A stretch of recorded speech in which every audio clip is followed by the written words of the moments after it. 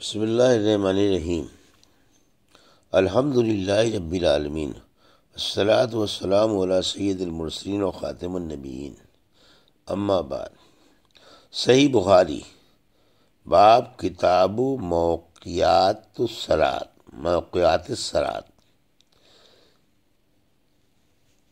حدیث نمبر 521، اردو ترجمہ۔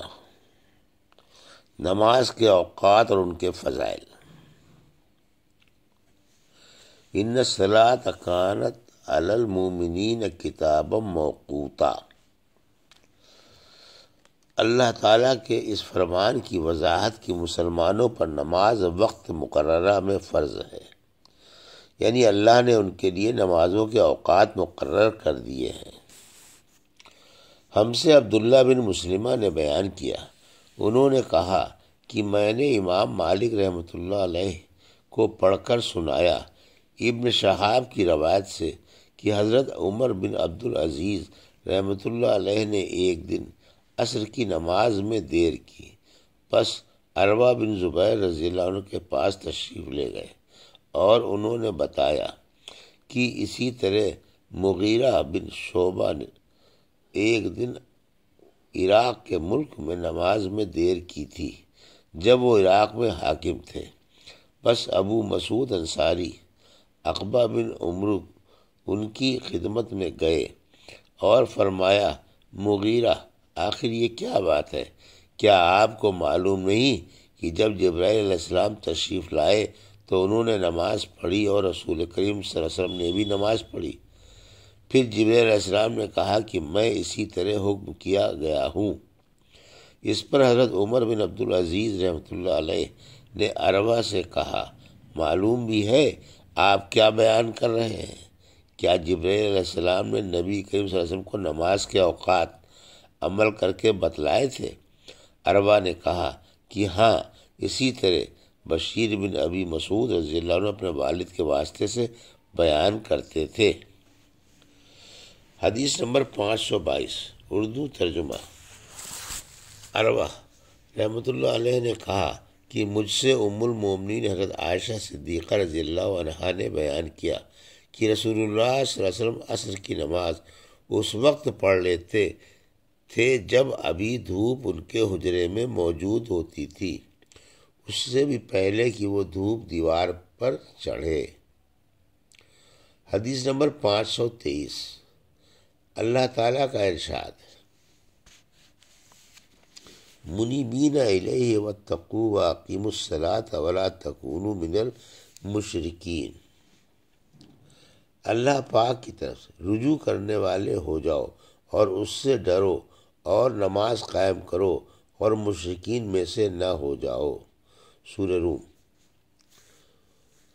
ہم سے قنیبہ بن سعید نے بیان کیا، کہا ہم سے عباد بن عباد بصری نے، اور یہ عباد کے لڑکے ہیں، ابو جمرہ نصر بن عمران کے ذریعے سے، انہوں نے ابن عباس رضی اللہ عنہ سے، انہوں نے کہا کہ عبد القیس کا وفد رسول کریم صلی اللہ علیہ وسلم کی خدمت میں آیا اور کہا کہ ہم اس ربیع قبیلہ سے ہیں اور ہم آپ صلی اللہ علیہ وسلم کی خدمت میں صرف حرمت والے مہینوں ہی میں حاضر ہو سکتے ہیں، اس لیے آپ کسی ایسی بات کا ہمیں حکم دیجیے جسے ہم آپ سے سیکھ لیں اور اپنے پیچھے رہنے والے دوسرے لوگوں کو بھی اس کی دعوت دے سکیں۔ آپ صلی اللہ علیہ وسلم نے فرمایا، میں تمہیں 4 چیزوں کا حکم دیتا ہوں اور 4 چیزوں سے روکتا ہوں۔ پہلے خدا پر ایمان لانے کا۔ پھر آپ صلی اللہ علیہ وسلم نے اس کی تفصیل بیان فرمائی کہ اس بات کی شہادت دینا کہ اللہ کے سوا کوئی معبود نہیں اور یہ کہ میں اللہ کا رسول ہوں، اور دوسرے نماز قائم کرنے کا، تیسرے زکوٰۃ دینے کا، اور چوتھے جو مال تمہیں غنیمت میں ملے اس میں سے 5واں حصہ ادا کرنے کا، اور تمہیں میں تو نبڑی، حنتم، قصار اور نقیر کے استعمال سے روکتا ہوں۔ حدیث نمبر 524، نماز درست طریقے سے پڑھنے پر بیعت کرنا۔ ہم سے محمد بن مسنہ نے بیان کیا، انہوں نے کہا کہ ہم سے یحییٰ بن سعید قطان نے کہا کہ ہم سے اسماعیل بن ابی خالد نے بیان کیا، انہوں نے کہا کہ ہم سے قیس بن ابی حازم نے جریر بن عبداللہ رضی اللہ عنہ کی روایت سے بیان کیا کہ جریر بن عبداللہ بجلی رضی اللہ عنہ نے فرمایا کہ میں نے رسول اللہ صلی اللہ علیہ وسلم کے دست مبارک پر نماز قائم کرنے، زکوٰۃ دینے اور ہر مسلمان کے ساتھ خیر خواہی کرنے پر بیعت کی۔ حدیث نمبر 525۔ اس بیان میں کی گناہوں کے لیے نماز کفارہ ہے، یعنی اس سے صغیرہ گناہ معاف ہو جاتے ہیں۔ ہم سے مسدد بن مسرحد نے بیان کیا، انہوں نے کہا ہم سے یحییٰ بن سعید قطان نے اعمش کی روایت سے بیان کیا، اعمش سلیمان بن مہران نے کہا کہ مجھے شقیق بن مسلمہ نے بیان کیا، شقیق نے کہا کہ میں نے حذیفہ بن یمان رضی اللہ عنہ سے سنا، حذیفہ رضی اللہ عنہ نے فرمایا ہم حضرت عمر رضی اللہ عنہ کی خدمت میں بیٹھے ہوئے تھے کہ آپ نے پوچھا کہ فتنے سے متعلق رسول اللہ صلی اللہ علیہ وسلم کی کوئی حدیث تم میں سے کسی کو یاد ہے؟ میں بولا میں نے اسے اس طرح یاد رکھا ہے جیسے آن حضور صلی اللہ علیہ وسلم نے اس حدیث کو بیان فرمایا تھا۔ حضرت عمر رضی اللہ عنہ بولے تم رسول اللہ صلی اللہ علیہ وسلم سے فتن کو معلوم کرنے میں بہت بے باک تھے۔ میں نے کہا کہ انسان کے گھر والے، مال، اولاد اور پڑوسی سب فتنے کی چیز ہیں، اور نماز، روزہ، صدقہ، اچھی بات کے لیے لوگوں کو حکم کرنا اور بری باتوں سے روکنا فتنوں کا کفارہ ہے۔ حضرت عمر رضی اللہ عنہ نے فرمایا کہ میں تمہیں اس سے کے متعلق نہیں پوچھتا، مجھے تم اس فتنے کے بارے میں بتلاؤ جو سمندر کی موج کی طرح ٹھاٹھے مارتا ہوا بڑھے گا۔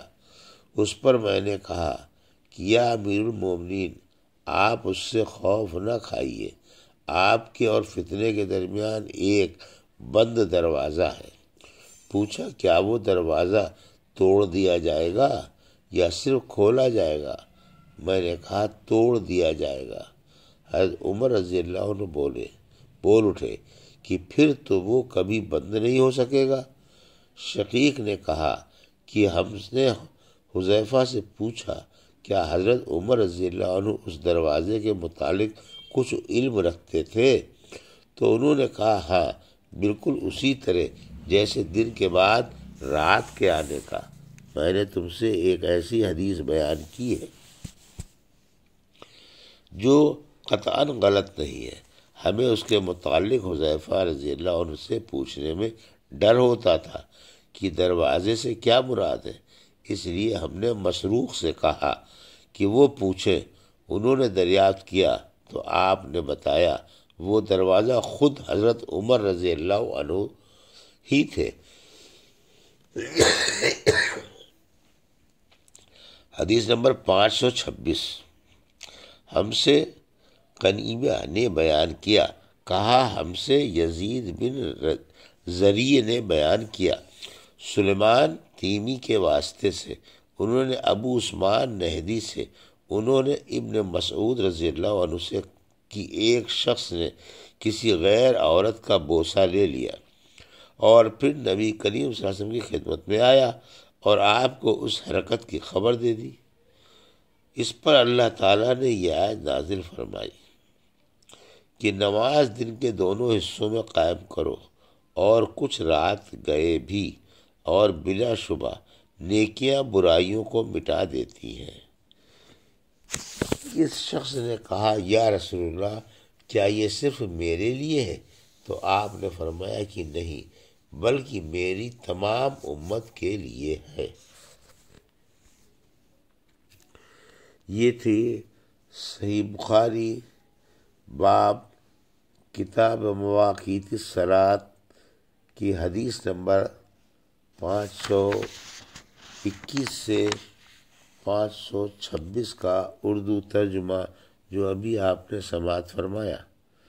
اللہ سے دعا ہے کہ اللہ ہمیں ان حدیثوں کی صحیح سمجھ عطا فرما اور ان پر عمل کرنے کی توفیق عطا فرما، آمین یا رب العالمین۔